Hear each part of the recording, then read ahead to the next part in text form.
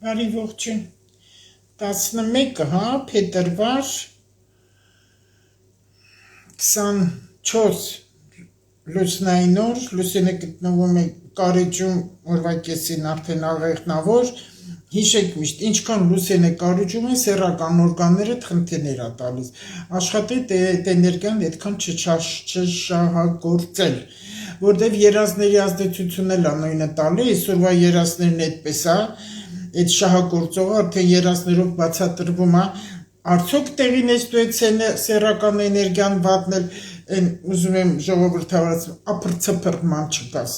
իմացի ուր ես գնում ինչ ես անում որպես հետո հետևանքներ չտա որտեղ աղտոտված է ամբողջ էներգիան բնություն ամեն ինչը ու վարակներ ինֆեկցիաները շատ են սեռական դրա համար ձեզ մի քիչ լուրջ զուս պահեք Խորհրդանիշը արջն է այսօր, աշխարհի գագաթնակետն է համարվում, դրա նպատակը ֆիզիկական բնությունը ենթարկելու օրը, հնի ոչնչացման, նորի ստեղծման օրը, բուժման օր է նաև համարվում է, որ կարող է մարդ այնքան հզոր էներգիա է այսօր տղամարդու էներգիանը,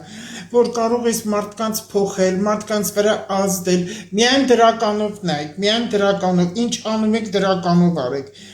Մեր մարմինը գտնվում է մտքի վերահսկողության տակ, այսօրը պետք է օգտագործել մարդու առողջության համար, ինքդ քեզ կարող ես բժշկել, գիտակցության մակարդակը բարձրացնելու համար, ծանր աշխատանքներ որպես մարզում դա օգտագործել ու այդ տղամարդկային էներգիան միայն դրականի որպես հայր ամուսին, որպես տան